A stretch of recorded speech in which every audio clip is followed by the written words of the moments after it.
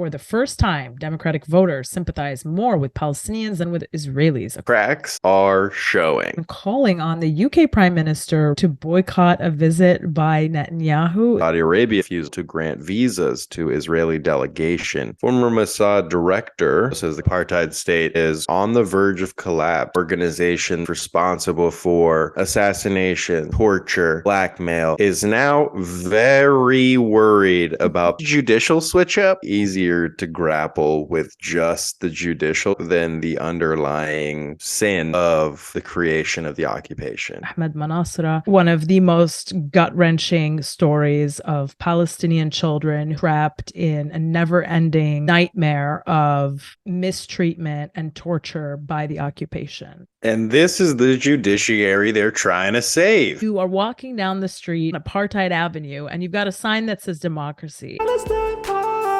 Hello and welcome to episode 89 of the Palestine Pod, the weekly podcast where we break down the latest headlines dealing with Palestine from all over the world and bring you stories, commentary, and interviews with the aim of supporting the Palestinian struggle for decolonization, justice, and equal rights. I'm one of your hosts, Lara E. You might know me from Instagram as @GazanGirl, and I'm joined by my co-host, Mikey B. What's up, y'all? Mikey B on TikTok, Michael Schertzer on Instagram, and you can call me Mikey Intifada. If you went from we're indigenous to the Palestinians are lucky to have us as their occupiers. Before we get into today's episode, please like, comment, and subscribe if you hang out with us on YouTube. And if you're listening on a podcast app, subscribe and leave a review. As always, you can find our full episodes and sources on PalestinePod.com. And if you want to get involved in the conversation, reach out to us at PalestinePod@gmail.com and give us a follow on Instagram @ThePalestinePod. Find us also on Patreon, where you get early access to the Palestine Pod episodes and additional podcasts per week. Called the Patreon Pod. It's a little more laid back. We talk politics, Palestine, pop culture, and get a little more personal. We're also hosting our monthly Zoom happy hours with our Patreon subscribers only. So really exciting stuff. Check us out on patreon.com/PalestinePod. Should I do another Mikey Intifada? One that leads into a story if you want. Okay, well then do that. And you can call me Mikey Intifada if you are a member of Mossad, except for the one who said that the apartheid state is on the verge of collapse. Oh, tell me about that. That's a quote.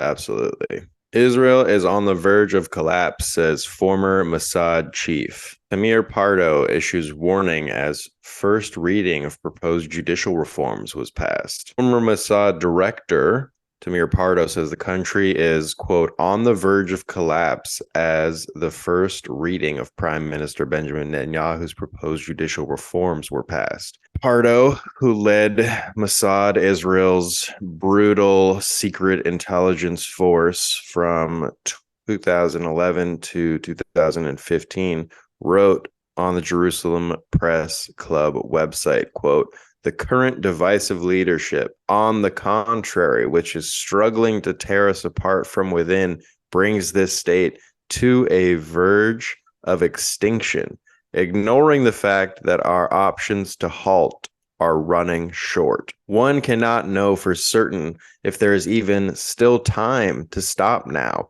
before we fall off the cliff. So basically, this guy who is the former director of an organization that's responsible for murder, assassinations, torture, blackmail, theft, espionage, is now very worried about the collapse of a so-called democracy. He's like, our state is in trouble, and also I am the problem.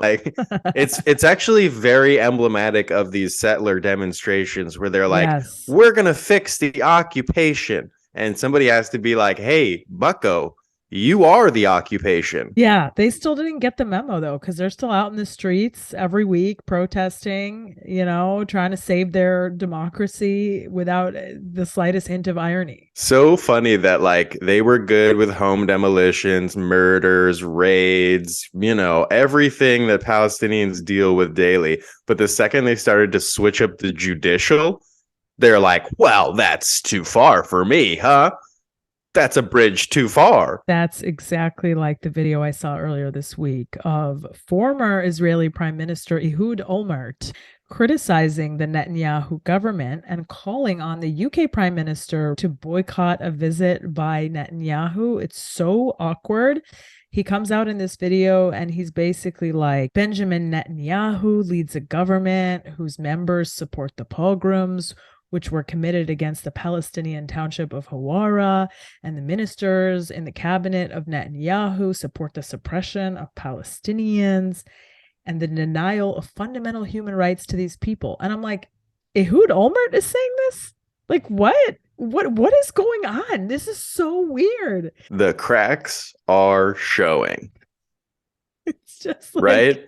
Their whole apartheid wall, whole apartheid state is crumbling, and there's literally nothing they can do about it. Even their own are starting to recognize it. It's just a very strange place to be when you have people who were in a former position where they also were leading the apartheid state, now looking and reflecting on the apartheid state, being like, no, these people don't represent our values. These people are a shame. This is what he said. He said, a shame to the basic values of the people of Israel. And it's like, what exactly are those values? Let's talk about those values. Was there ever a time in the history of this state when it did not stand for the suppression of the rights of Palestinian people? I was talking to some comics last night, and they were talking about how the IDF held a event at a comedy club in Los Angeles. And this guy, this former IOF soldier, he got up on stage and he gave a speech basically where he was like, I fought in the battle of such and such. And the comic was like, I didn't remember exactly what it was, but I ended up looking it up later. And turns out it was just a massacre. Also, for those who don't know, Ehud Olmert has had his own string of corruption allegations, bribery investigations, also led a bunch of murder of Palestinians, directed policy that led to increased settlement growth in the occupied West Bank and the theft of Palestinian land. It's just so much hypocrisy on hypocrisy. Like, he's the one now who's supposed to stand for things that are good all of a sudden. Well, it's twofold. Here's the thing, right? Some people may have a genuine change of heart, right? They may see like something that is actually too much for them. It triggers a consciousness. They're like, we got to stop it. That's good. Enlighten the consciousness of people who we can reach. That said, right, like, I'm worried that there's a shift to co-opt anti-Zionism into, like, they realize they can't beat it, so they'll infiltrate it, which is what they do with everything. Right. Look, I don't think, I don't think there's a risk of Ehud Olmert going anti-Zionist. I mean, this is the guy who literally was prime minister during so-called Operation Cast Lead and directed the murder of thousands of Palestinians.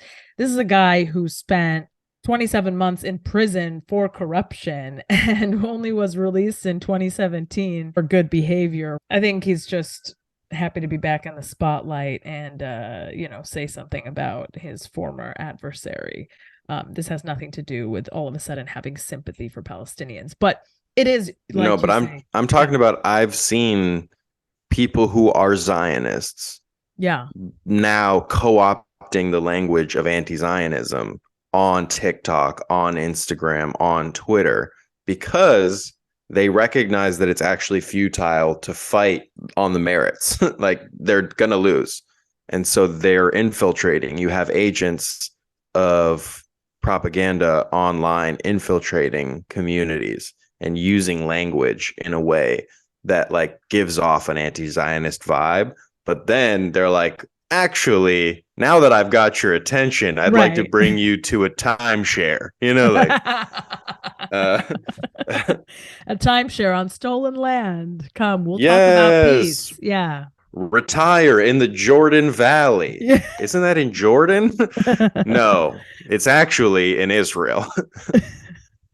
But we can talk what? Yeah. It's called the Jordan Valley. Yeah, man. Jordan Valley, Schmortish Mouth. You know what I mean? Like, did you see that they were actually repelled The IOF was repelled recently by Lebanese military. Yes. There was a little confrontation at the border, or whatever border they're claiming, and the Lebanese military were like, dog, we will kill you. Get the fuck away from us. And then the IOF was like, sounds good. And they retreated. Yeah. More BDS wins. We'll give you the good news up top. So you don't have Why to not? skip to the end. Yeah. So you don't have to wait till 50 minutes of murder talk to hear one good thing.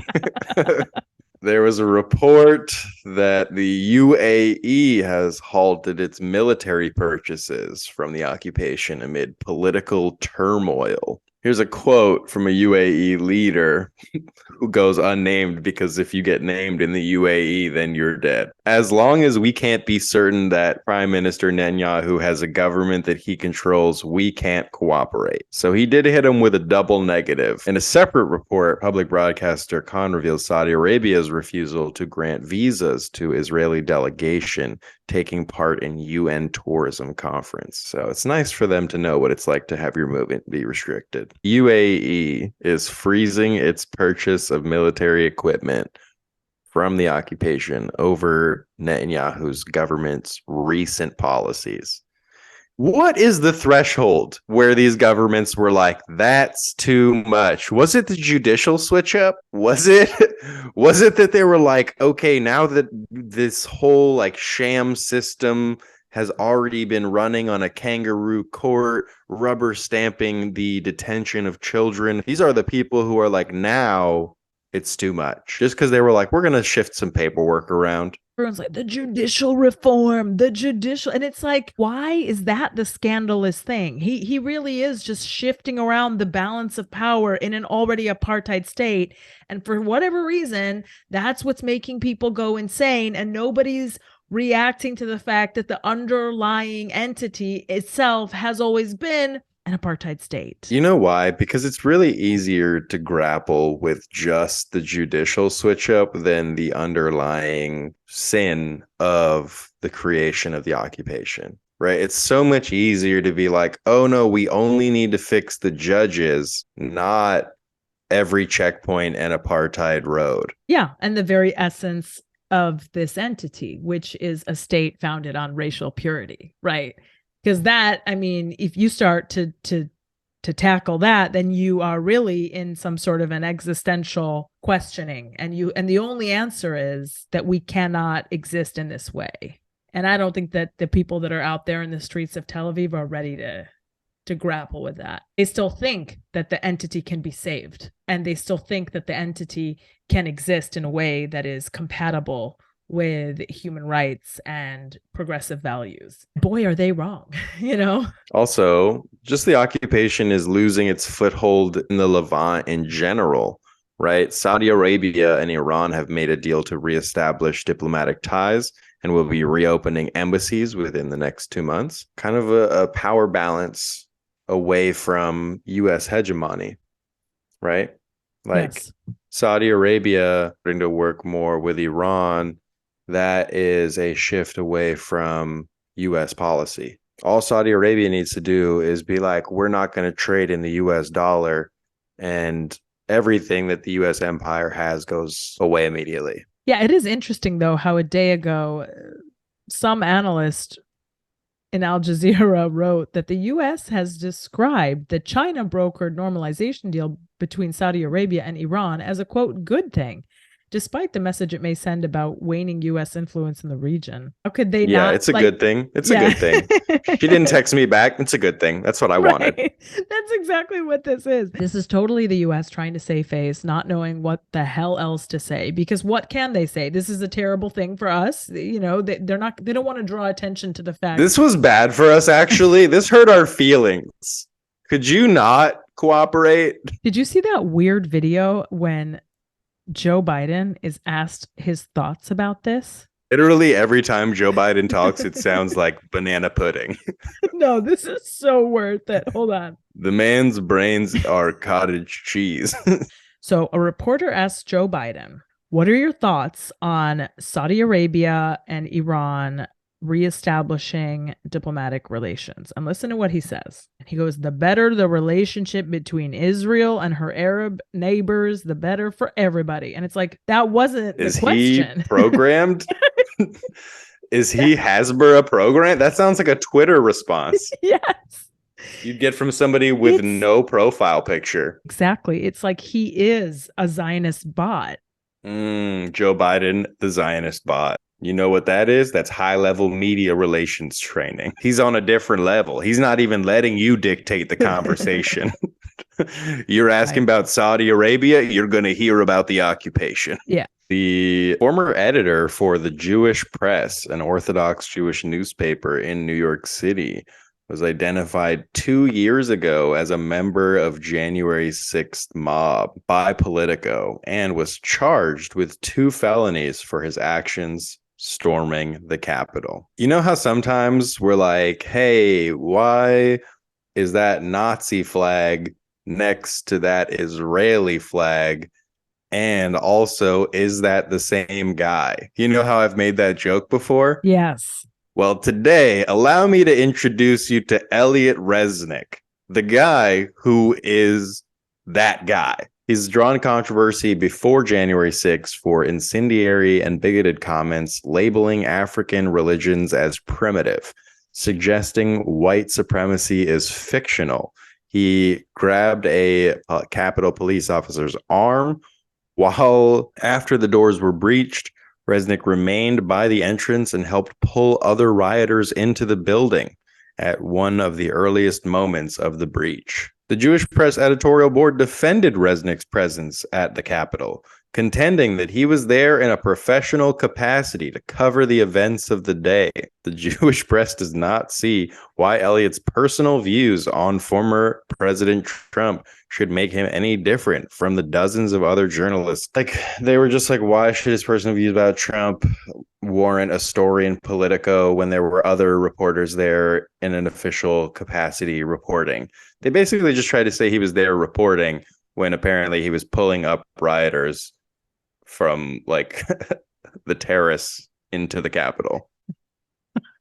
Okay. He was like their Harriet Tubman. You know what I mean? He wasn't getting them away. He was bringing them. Yeah. He was. Yeah. It was like the opposite of what he's the reverse Harriet Tubman. No, he was the same as Harriet Tubman. I'm a big history guy. Okay. The occupation is continuing its killing spree in occupied Jenin. On Thursday, March 16th, the occupation murdered 4 Palestinians, including 1 child, during a surprise raid by undercover occupation forces in the occupied city of Jenin, according to the Palestinian Ministry of Health. Aren't all raids a surprise? Yeah, I don't know. Are like, we ever nobody's informed? like it's they hear about they've got lookouts in Jenin, so you know when they see the raid, that's like a quick warning. But otherwise, pretty much always seems like they'd be surprised. Yeah, poor writing. The 4 Palestinians killed in this attack were identified as Omar Awadin, 16 years old, Nidal Khazem, 28 years old, Saleh Shreem, 29 years old, and Lu'ay Zaghayer, 37-year-old father of 2. In all of these raids lately, where they sneak into the city acting as Palestinians, and then they just start murdering people in the street. In this case, they snuck into the city on board 2 civilian vehicles during the busy hours of the day before they assassinated 4 Palestinians at point blank range. It literally is just, we get into the center of the city and then we just start murdering and then they leave. And of course, absolutely no outcry. Nobody's talking about it. Nobody in the US government is horrified or outraged by these assassinations in broad daylight. Boy, are they shaken up by this judicial review. This latest attack brings the number of Palestinians killed by the occupation since the beginning of this year to 88, including 16 children and an elderly woman. And in other horrific occupation news, Ahmed Manasra is complaining of very ill treatment and being housed in a rodent-infested Israeli prison. Earlier this week, he complained to the Prisoners Affairs Commission that he had been suffering from an acute stomachache for almost 50 days, and he was barred from receiving the canteen money that his family had sent him.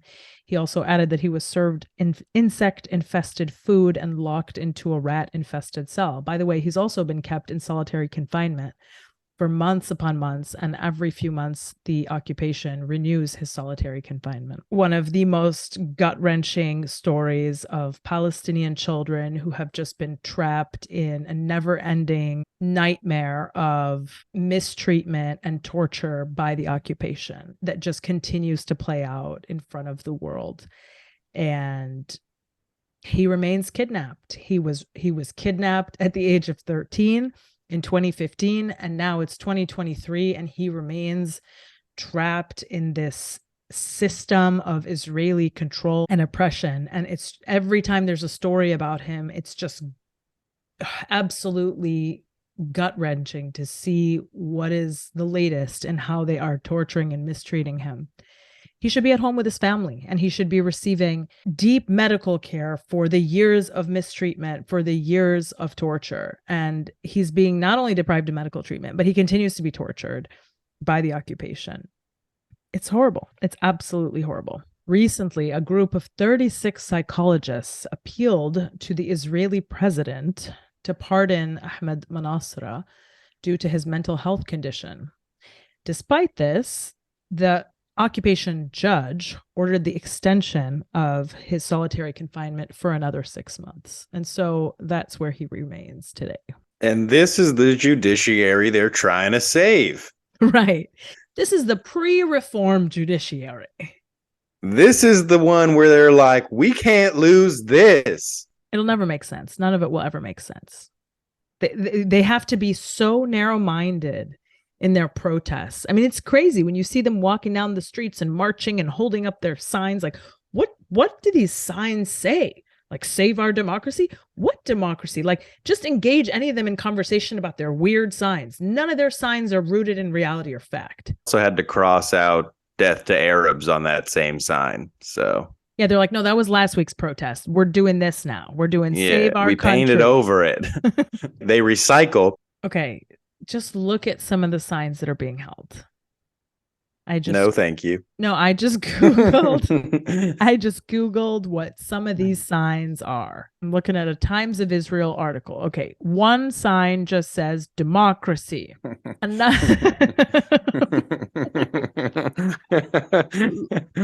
Look, a protester was quoted as saying, "We want democracy to continue.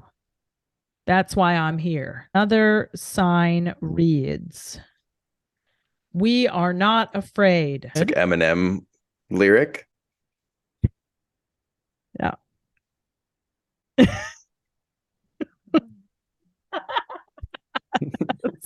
That took you a little bit, huh? Was that? Well, you know why? Because then I just remembered the song, and then I just imagined the song as like the soundtrack for these fucking artificial protests. You know what this reminds me of? This reminds me of like the First Lady's initiative. You know how the First Lady always adopts a non-controversial issue to take on, and that's like her activism because she never really gets involved. Oh yeah, I remember Melania's was like, "Please stop hitting me." All right. Hers was like hers was like, "No bullying," and it was like, "Don't bully me," And then what was the Obama one? It was Michelle Obama had like a garden. She had like a garden. Yeah, initiative. It was like get up and move in this garden and like, like be healthy in this garden. It was like about moving and like healthy. Yeah. Okay, whatever. I'm pretty sure they dropped a drone bomb to mulch the. That's how they got. They turned over the soil with a drone bomb. Pretty sure. So that's what these artificial protests remind me of. It's like you are walking down the street in, on Apartheid Avenue, and you've got a sign that says democracy, and you're not in reality. It's like, sure, everybody loves democracy. Who doesn't love democracy? But like, what is actually happening? Can we talk about it? You know who doesn't love democracy? Dictators and despots. They are like, we should actually stop that from happening. Yeah. And we'll start with the judicial system. JK, it started a long time ago, about 1948. This was a Electronic Intifada article. So the occupation is a country where people can be assured that they will not be persecuted or discriminated against because of what they believe or whom they love, said former New York City Mayor Michael Bloomberg. Even Michael Bloomberg is criticizing the occupation. It's like the Avengers of liberal nerds has appeared to criticize the occupation's judicial reform.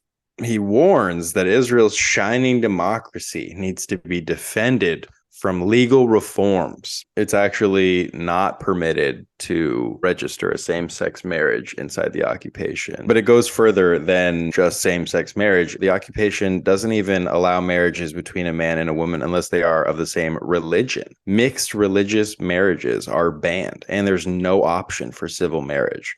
Although, again, the occupation does recognize such marriages if they were performed in another country. In 2003, the occupation adopted a law prohibiting Israeli citizens who marry Palestinians from the occupied West Bank or Gaza Strip or nationals from several other regional states from living with their spouse in the occupation. And I mean, we obviously remember when they tried to pass a law where if you even fall in love with a Palestinian, you have to register with the state.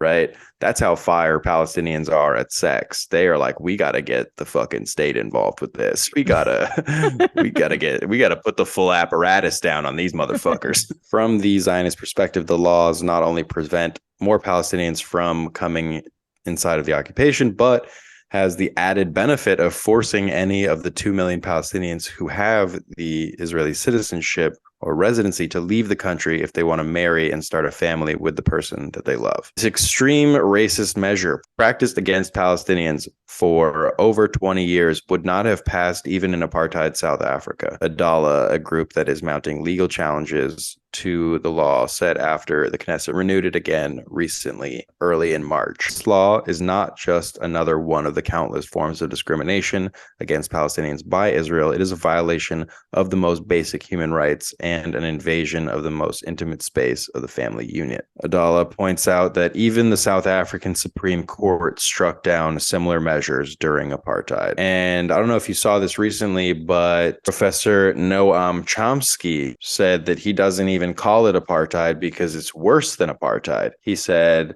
it's worse than apartheid in South Africa because the South African white settler population relied on the black population for labor, whereas the occupation here is just trying to murder, displace, and kick people out of the country. So he said, I mean, and he looks terrible. I love him so much. He said it's worse than apartheid. I don't even call it apartheid. He's right, though. He's right, though. Look, and when we say it's an apartheid state, we're not saying it's only an apartheid state. We're saying that's one of its many features. I mean, if I wanted to describe how atrocious it was every time I'm referring to one of its actions, it would be a very long sentence, right? It fills up a Tinder bio pretty quickly, right? So yeah, for sure. You're like, ladies, he is over 6 feet and an apartheid state. So just in the interest of brevity, sometimes we just say apartheid because it's one of its many features that, you know, everybody now there's a growing consensus upon. But sure, from an academic perspective, if we're really intellectualizing it and getting into it, it's 100%. We 100% agree with Professor Noam Chomsky. It's just that I can't, in every mouthful, say it's an apartheid state driven by a settler colonial ideology that practices ethnic cleansing on an indigenous population and, you know, is really just a U.S. military base supporting Western interests in a resource rich region of the world. And like, you know what I mean? Like, I can't say that every time. Yeah, especially because you really dropped off towards the end. I don't know. But that's what like it's you about, had me at the beginning, but that's what it's about. It's about resource by the end control. of that sentence, I felt the way Noam Chomsky looked. Stop. That's what it's about. Mondoweiss reported on March 17th that a recent Gallup poll shows that support for Palestinians continues to grow among Democratic voters, which is obvious. We know that that's happening. For the first time, Democratic voters sympathize more with Palestinians than with Israelis, according to Gallup's annual poll on U.S. attitudes towards the Middle East. 56% of Democrats view Israel favorably, but that's down from 63% in 2022. They are losing numbers every day. 49% said their sympathies are more with Palestinians, and 38% said Israelis, and 13% said neither, both, or no opinion. So for the first time, Palestinians are being viewed more favorably than Israelis in the annual Gallup poll. This is a testament to what years and years and years of organizing to show the reality of on the ground does. And it's only going to continue in this way because it's not like Israel's PR is getting better. It's actually getting worse. Truly. Every day it's getting worse. More and more unhinged every single day. When they log on, somebody should have like blocked their internet. You know what I mean? Just to give them a chance to like regroup. Because when they log on, they are coming in hot. They're like, this child that we murdered but maybe didn't murder was a terrorist. It's like, dog, it's 7 a.m. You know what I mean? Like maybe have a Pop-Tart. You know what the best part about this is that when they're summarizing the results of this poll, they say that age was a notable factor in the polling. Israel retains solid support amongst older generations. Like, is that a good thing? Is that what you're bragging about? Our fans are gonna die. They are literally bragging about the fact that the elderly support them. And it's like, they are gone, bro. No, the fact that they're losing ground, it's actually a good thing. You know what I mean? It's actually, they put out a statement where they're like, it's a good thing for us. And we welcome this loss in support. We weren't going to text you anyway. There's another thing which is happening right now, which is that a lot of Palestinians, I think, are wondering what's going to happen with these growing protests against Netanyahu and his proposed judicial reform. And there's a lot of fear, I think, that in order to quell these protests, Netanyahu's going to do what every Israeli leader, including himself, have done in the past, and that is start dropping bombs on Gaza to increase his poll numbers. The Netanyahu government has, according to Mondoweiss, externalized its ongoing crisis through its military campaign in the West Bank. So basically right now, he's trying to drum up support by murdering Palestinians in occupied cities like Jenin, in supporting these pogroms in Hawara, etc. But it hasn't been enough. So maybe he will need to take more drastic measures. And that is definitely something that a lot of people are concerned about. Did I tell you I'm going to speak at Yale? Oh, what the fuck? Yeah. It's so weird. That's tight. Right? Like, yeah. Why? They literally contacted me and they were like, hey, why? They're like, hey, we are planning a women's mental health conference at Yale University. I got contacted by a PhD student there. She was like, I want you to talk about mental health in Gaza. I'm like, okay. It's bad. Yeah, nobody's good. Like everyone is having a terrible time. People are struggling. Yeah. It'd be great if they lifted the siege. You know what I mean? It's amazing how none of the protesters are like, lift the siege on Gaza, right? No, they're like, going, people. Yeah, they're like, we want to fight for this democracy which has been sieging Gaza for, decades. Funny, Mariam Barghouti had an amazing tweet, which I want to share about this. She said, what's happening with the protests in Tel Aviv? Right-wing settlers in Tel Aviv are running over and beating leftish wing settlers in Tel Aviv because they don't see eye to eye on how to settle and govern themselves in the settlements. Unsettling times. Everyone's in agreement on the foundational issue of we need to settle. The question is, how are we going to settle? What words are we going to use to talk about settlement? Even Smotrich, when he came back and he was like, yeah, so I'm really sorry about my weirdo remarks. It's like, yeah, sorry that I, as a government official, didn't realize that my words would be taken literally and that the military apparatus would then act in a way that reflected the words of a government minister.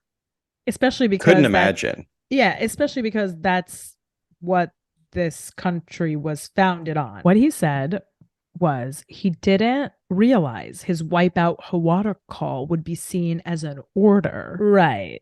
And we're supposed to believe that from a country that was literally founded on the physical wiping out of over 500 Palestinian cities and towns, expulsion of the majority of the Palestinian population. So when one of their ministers today says, keep doing the thing that we've been doing for the last over 7 decades, and people call him out because they're like, hey, that's actually uncool. Oh, sorry, didn't realize that they were actually going to keep doing the thing that they've been doing since 1948. I wonder what he thought it would be taken as. He didn't right? say. If not an order, what would it be understood as? I don't know.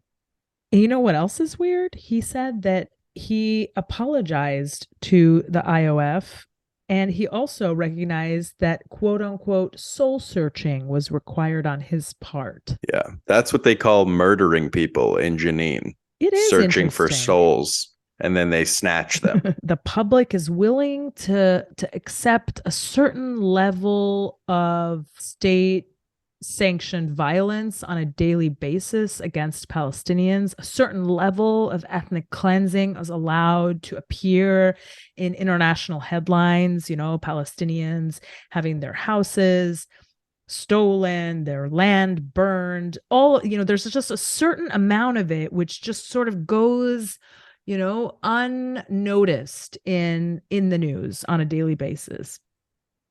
But God forbid somebody actually come out and call on the IOF to keep going. Good job. Keep stealing land, keep stealing houses, keep murdering Palestinians. Well, all of a sudden, it creates some sort of a bad PR situation. Just what's happening the entire time. And nobody is paying attention to this sort of ordinary amount of violence and aggression towards Palestinians. It's not different. It's just, it has to be packaged in a certain way. It can't be so aggressive. It can't be so blatant.